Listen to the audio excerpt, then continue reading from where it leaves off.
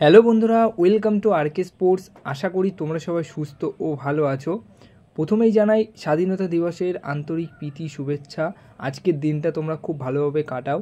তো আজকের এই ভিডিওতে দুটো ইম্পর্টেন্ট আপডেট কিন্তু মোহনবাগান দলকে নিয়ে রয়েছে, সেগুলোই দেব। গতকাল রাতের একটি ভিডিওতে তোমাদেরকে জানিয়েছিলাম যে মোহনবাগান দলের দুই তারকা ফুটবলার, অজি ফুটবলার দিমিত্রি পেট্রাটাস এবং জ্যামি ম্যাকলারেন, তাদের যে রেজিস্ট্রেশন মানে ডুরান্ড কাপ খেলার জন্য যে রেজিস্ট্রেশন করতে হয় সেটা আটকে রয়েছে বা আটকে রেখেছে আইএফএ। তো সেটা নিয়ে কিন্তু তোমাদেরকে জানিয়েছিলাম, আর এটার জন্য কিন্তু ক্ষুব্ধ বা রাগ প্রকাশ করেছে মোহনবাগান ম্যানেজমেন্ট আইএফের ওপর। তো আজকের দিনে দাঁড়িয়ে সেই দুই ফুটবলারকে নিয়ে কিন্তু বড় সুখবর পাওয়া গেছে। সেটা কি? সেটা হচ্ছে নাম নথিভুক্ত কিন্তু হয়ে গেছে, নাম রেজিস্ট্রেশন হয়ে গেছে।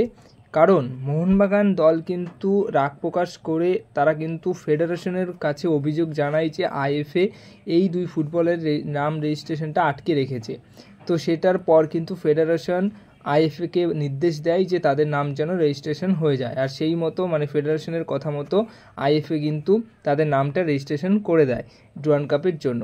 কিন্তু মেন সমস্যা কোথায় ছিল আইএফএ, সেটা হচ্ছে তাদের বক্তব্য এটাই যে অনুমতি দেওয়ার জন্য দিমিত্রি পেট্রাটাস এবং জ্যামি ম্যাকলারেনের প্রয়োজনীয় প্রফেশনাল ভিসার কাগজ মোহনবাগান দলকে জমা দিতে বলা হয়েছিল। সেই কাগজটা জমা দেয়নি আইএফএকে মোহনবাগান দল, তার জন্যই তারা কিন্তু নাম রেজিস্ট্রেশনের জন্য আটকে রেখেছিল এই দুই ফুটবলারের নামটা।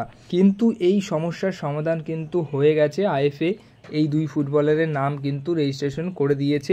তো সেই মতো ডার্বিতে এই দুই ফুটবলারকে আমরা খেলতে দেখতে পারি। অবশ্যই দিমিত্রি পেট্রাটাসকে খেলতে দেখতে পারবো, কিন্তু জেমি ম্যাকলারেনকে নিয়ে কিন্তু একটা সন্দেহ রয়েছে। কারণ জেমি ম্যাকলারেন মুম্বাই থেকে আসার পর কিন্তু প্র্যাকটিসে যোগদান করেনি, এখনও অবধি প্র্যাকটিস কিন্তু করেনি।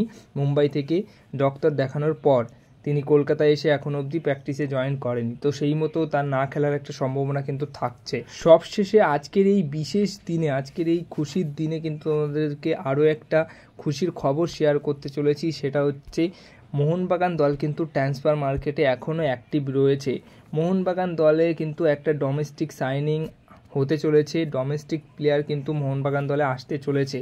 আর সেই সাইনিংটা কখন পুরোপুরি ডিল ডান হবে সেটা হচ্ছে ট্রান্সফার উইন্ডোর লাস্ট উইক, মানে ট্রান্সফার উইন্ডো যখন বন্ধ হবে সেই শেষ সপ্তাহে সেই ডিলটা ডান করবে মোহনবাগান দল, এমনটাই কিন্তু খবর রয়েছে। আর ডোমেস্টিক সাইনিং মানে বুঝতেই পারছো, ডোমেস্টিক প্লেয়ার আসছে।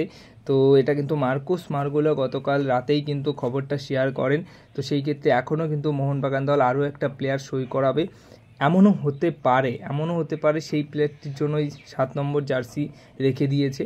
তো দেখা যাক শেষ অবধি কী হয়, কারণ অনেক প্রশ্ন তো থাকছে, কিন্তু সব প্রশ্নের উত্তর এটাই নয় যে সেই প্লেয়ারটাই 7 নম্বর জার্সি পরবে, এমন নাও হতে পারে, কিন্তু হতেই পারে। সব মিলিয়ে আমাদের এই সমস্ত জিনিসের সব প্রশ্নের উত্তর থাকছে কিন্তু ট্রান্সফার উইন্ডোর শেষ সপ্তাহে। কারণ ট্রান্সফার উইন্ডোর শেষ সপ্তাহতেই কিন্তু একটা ডোমেস্টিক প্লেয়ারকে সই করাবে, ডোমেস্টিক সাইনিং কমপ্লিট করবে মোহনবাগান দল।